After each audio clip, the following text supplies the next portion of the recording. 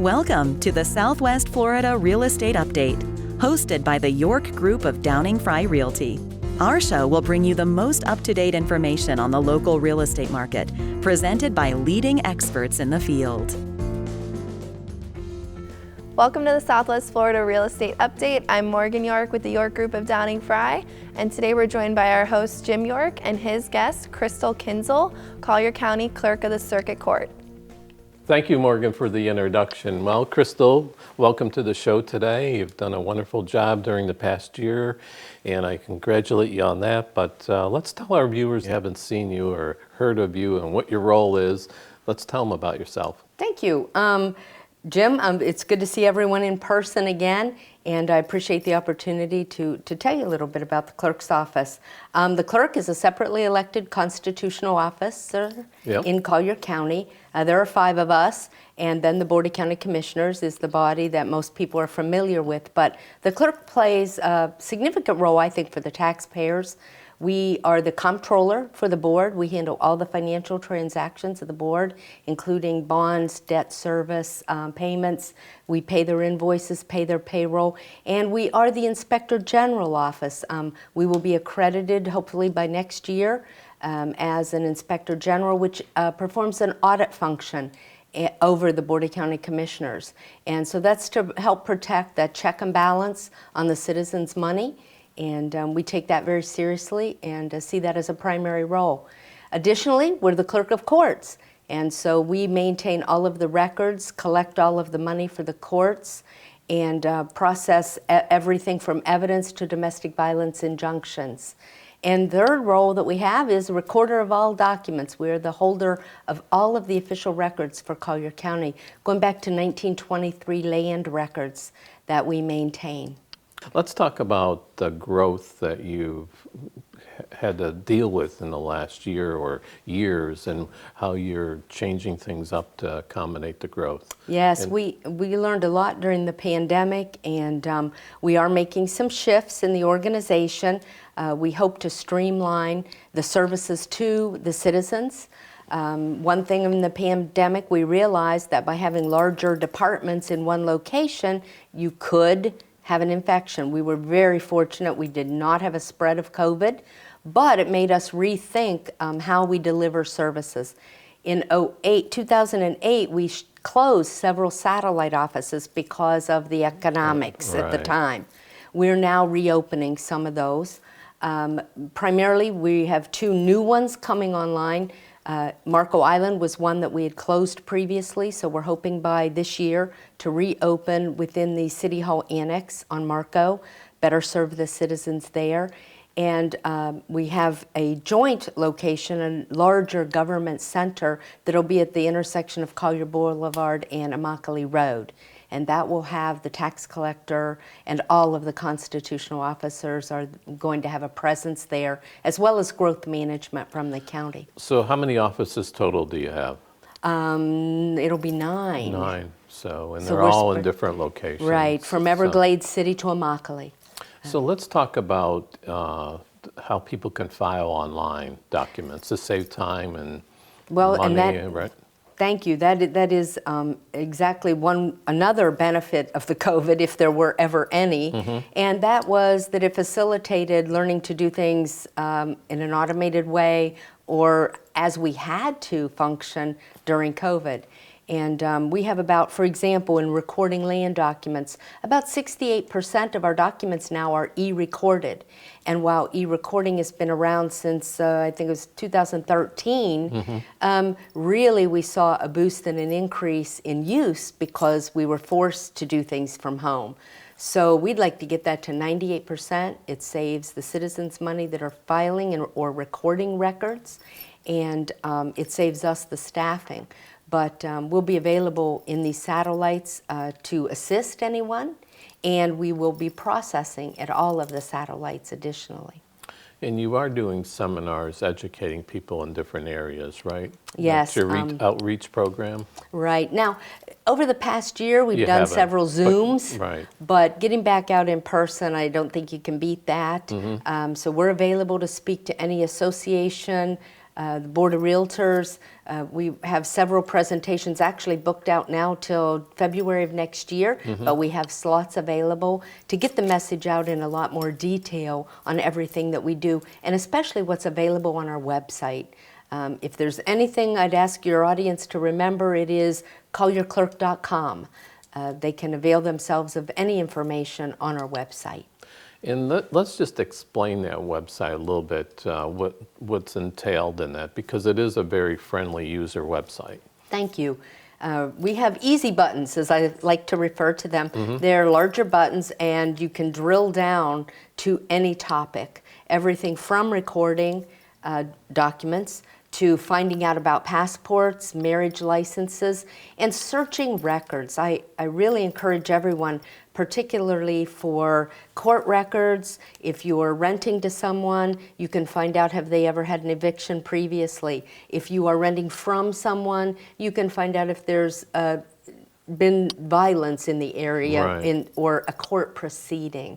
So you can use those records online to find out about properties you're pursuing, properties you own, and I would highly recommend that your audience sign up for our fraud alert so that if anyone else tries to file anything in your name, we will send you an email, and that service is totally free to the citizens in Collier County.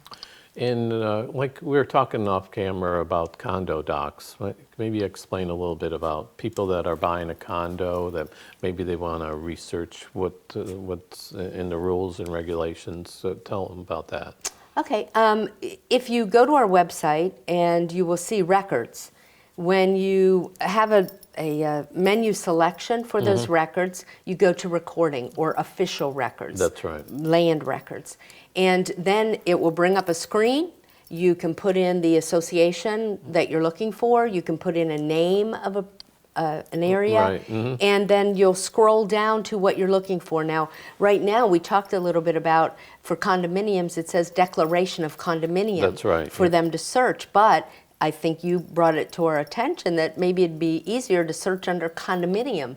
So we'll make one of those changes and put that in to our website to make it easier for people to search. But if they scroll down, they can see all of the documents, and then it will bring up, once they put in the name of their development, hit search, it'll bring up all the documents with that information in it, and if you go to the right hand of the screen, you can actually view the documents themselves. Yeah, and download them too. And download them to their own Because computer. a lot of our real estate closing agents used to do that for us, and now because of the volume they're doing, they're telling us to get them our own.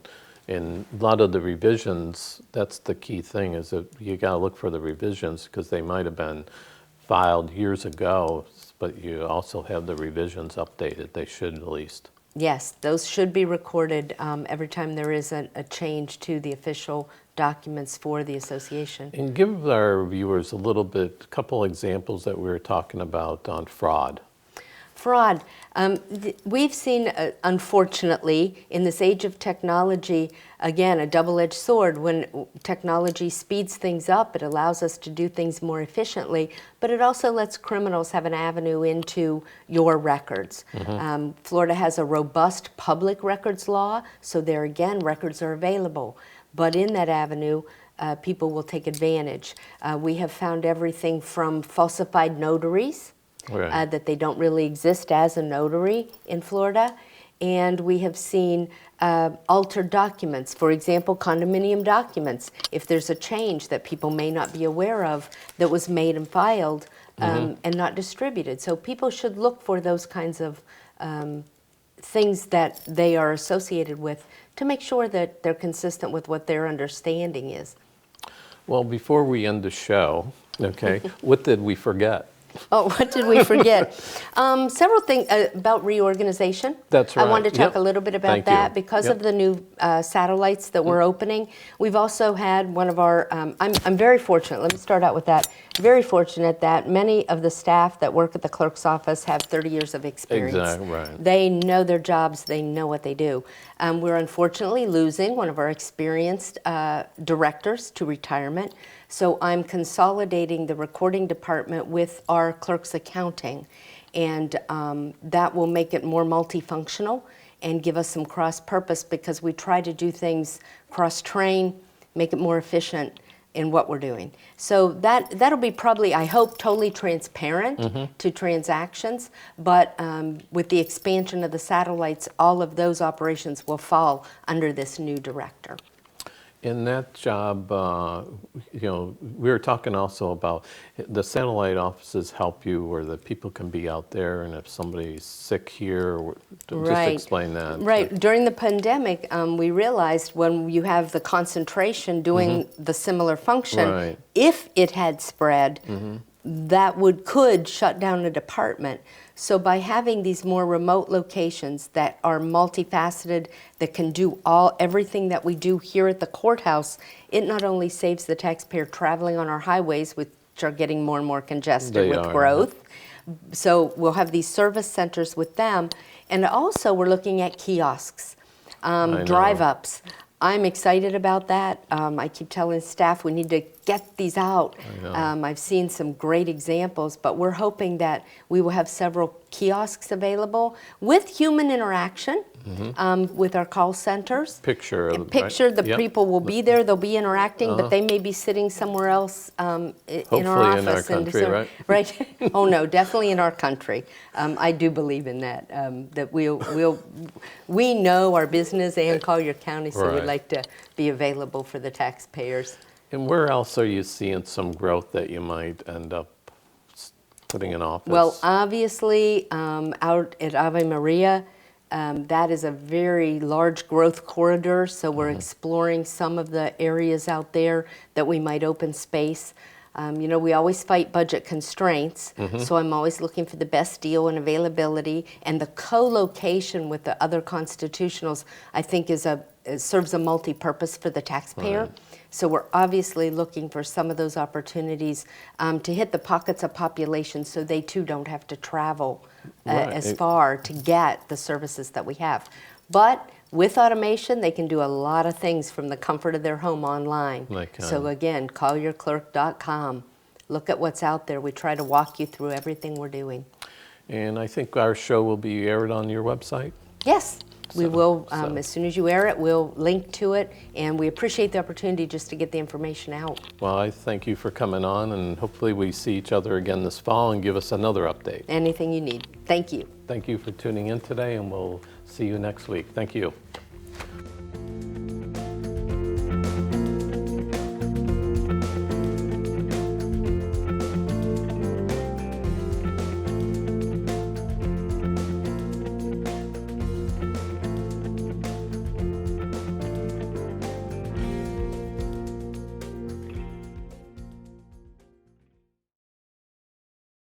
Thinking of buying or selling a home in Naples, Marco Island, Bonita, or Estero, Florida?